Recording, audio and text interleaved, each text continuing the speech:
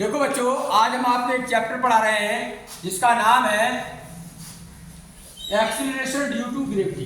Gravity की वजह से भी एक्सीलरेशन प्रोड्यूस होता है। और आप एक्सीलरेशन या त्वरण की परिभाषा जानते हो कि जहां पर भी वेलोसिटी में परिवर्तन होता है, स्पीड में परिवर्तन होता है, चेंजेस होता है, तो वहां पर एक्सीलरेशन उत्पन्न होता है। तो पहले समझिए कि ग्रेविटी क्या होती है।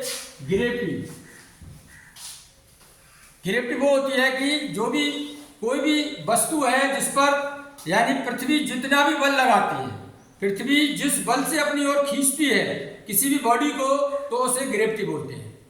अर्थ के द्वारा किसी भी वस्तु पर लगाए गए बल को ही बोलते हैं ग्रेविटी। फोर्स ऑफ अट्रैक्शन होता है ये हमेशा। अर्थ जो है किसी भी वस्तु को, जैसे ये वस्तु है, इसको यानी छोड़ेंगे हम तो नीचे आके गिरेगी। क्यों गिर रही है? क्योंकि ग्रेविटी की जो अर्थ की ग्रेविटी है वो उससे अपनी पावर से खींच रही है, एक फोर्स लगा रही है इस पर, उस फोर्स की वजह से ये नीचे आ रहा है। तो इसी पर बेस्ड न्यूटन ने एक लॉ दिया था। अब वो लॉ ये है, देखिए कि उन्होंने बताया कि यूनिवर्स में जितनी भी बॉडीज हैं, जितनी भी वस्तुएं हैं, सारी वस्तुएं एक दूसरे को आपस में अपनी ओर खींचती हैं, अट्रैक्ट करती हैं, आकर्षण होता है उनमें एक दूसरे में। तो उन्होंने क्या करा, दो वस्तुएं ली और एक्सपेरिमेंट किया। एक्सपेरिमेंट क्या किया, एक बॉडी रखी है, एक बॉडी रखी है, एक का मास m1 लिया, एक का नाम मास m2 लिया, अलग अलग मास की हैं, और इनके बीच की डिस्टेंस r है, और इनके बीच में जो फोर्स लग रहा है, फोर्स ऑफ अट्रैक्शन, ये वस्तु इसे खींच रही है, ये वस्तु इसे खींच रही है। ये हमेशा फोर्स जो होता है अट्रैक्शन का होता है। तो इन्होंने बताया कितना फोर्स लगेगा, वो फार्मूला दिया। देखिए जो फोर्स लग रहा है इनके बीच में, ये वाला, वो डायरेक्टली प्रोपोर्शनल होगा m1 और m2। इसका मतलब है कि जितनी भारी ऑब्जेक्ट्स होंगी, जितनी हैवी ऑब्जेक्ट्स होंगी, उतना ही फोर्स की वैल्यू बढ़ती जाएगी। ये बड़ी होती जाएंगी, ये बड़ी होती जाएंगी, इधर फोर्स बढ़ता जाएगा। दूसरा जो फोर्स लग रहा है वो ये बता रहा है कि इनकी बीच की डिस्टेंस है वो उसके आर स्क्वायर के इनवर्सली प्रोपोर्शनल होता है। इसका मतलब ये है कि ये बॉडी जैसे जैसे दूर जाती जाएंगी वैसे वैसे फोर्स कम होता जाएगा, क्योंकि आर स्क्वायर नीचे है, ये पास में रखिए तो ये, और जब ये दूर जाएंगी तो क्या होगा, इनके बीच में फोर्स का मान घटता जाता है। अब इनको इकट्ठा करके इन्होंने लिख दिया। तो देखिए एक फार्मूला आएगा न्यूटन लॉ का, m1 m2 upon r square. ये प्रोपोर्शन हटाएंगे तो एक कांस्टेंट आएगा g, m1 m2 upon r square.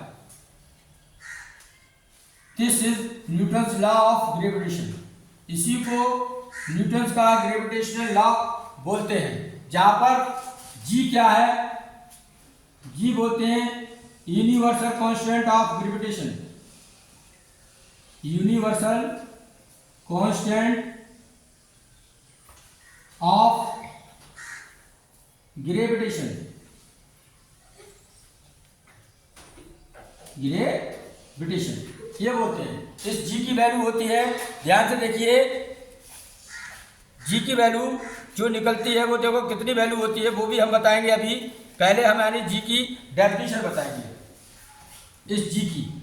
ये तो फोर्स हो गया, इन दोनों बॉडीज के बीच में इससे निकलेगा। अगर इसका मास दिया हो, इसका मास दिया हो, और g की वैल्यू होती है, g की वैल्यू लगभग होती है 6.67 इंटू 10 की पावर -8 होती है तुम्हारी न्यूटन मीटर स्क्वायर 11, सॉरी यहाँ पर लिखो, g की वैल्यू होती है 6.67 इंटू 10 की पावर -11 न्यूटन मीटर स्क्वायर पर केजी स्क्वायर।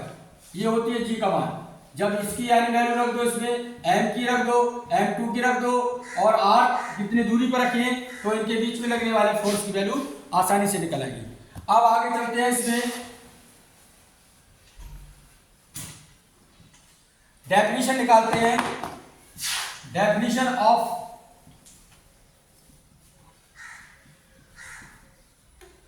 g, यूनिवर्सल जो कांस्टेंट है g, उसकी क्या डेफिनेशन है, ये भी आता है पेपर में। अभी हमने पढ़ा we know that Newton's law g m1 m2 upon r square. अगर हम मान लें m1 इक्वल m2 बराबर 1 और r की वैल्यू हम 1 मान लें तो इसमें रख दीजिए वैल्यू, तो f बराबर हो जाएगा 1 g 1 गुणा 1 m1 1 ये भी 1 और r का स्क्वायर 1। तो देखो ये क्या हो जाएगा, f बराबर हो जाएगा बच्चों g और ये 1 हो जाएगा, मतलब कि ये भी 1 हो ये भी सब पर हट जाएंगे, तो f बराबर हो जाएगा g या g बराबर हो जाएगा f। तो इसकी डेफिनेशन कैसे निकालेंगे, बहुत आसान है, यहां पर बच्चे अटक जाते हैं। अगर दो बॉडीज, दो वस्तुएं जो कि यूनिट मास की हैं, एक यूनिट डिस्टेंस पर रखी हो, यूनिट डिस्टेंस पर रखी होती हैं, तो इनका ग्रेविटेशनल कांस्टेंट जो है वो लगने वाले फोर्स के बराबर होता। सीधी सी बात है। देखो अगर दो यूनिट द्रव्यमान की वस्तुएं यूनिट डिस्टेंस पर रखी हुई है, तब ग्रेविटेशन कांस्टेंट जो है वो फोर्स के बराबर होता है। तो ये तुम्हारा है पूरा न्यूटन का लॉ। अब अभी जी की यानी मात्रक कैसे निकालेंगे, SI यूनिट जी की, F बराबर दिया है अभी जी m1 m2 upon R square. तो जी बराबर हो जाएगा बच्चों, क्रॉस मल्टीप्लाई करेंगे F इंटू आर स्क्वायर, इसकी इससे मल्टीप्लाई अपान m1 m2। F का यूनिट होता है न्यूटन, इन्होंने अपने नाम पर रख दिया। आर का होता है, आर को मीटर में नापते हैं, m1 को केजी, m2 को केजी। तो इस शॉर्ट में लिखेंगे न्यूटन एंड मीटर स्क्वायर पर केजी स्क्वायर, ये इसका यूनिट होता है जी का। और अगर डायमेंशन निकालें हम जी की डायमेंशन, तो डायमेंशन भी निकाल के बता दे रहे हैं हम। जी बराबर है इसी फार्मूले से F into r square upon m1 m2। F की यूनिट होती है mLT-2 और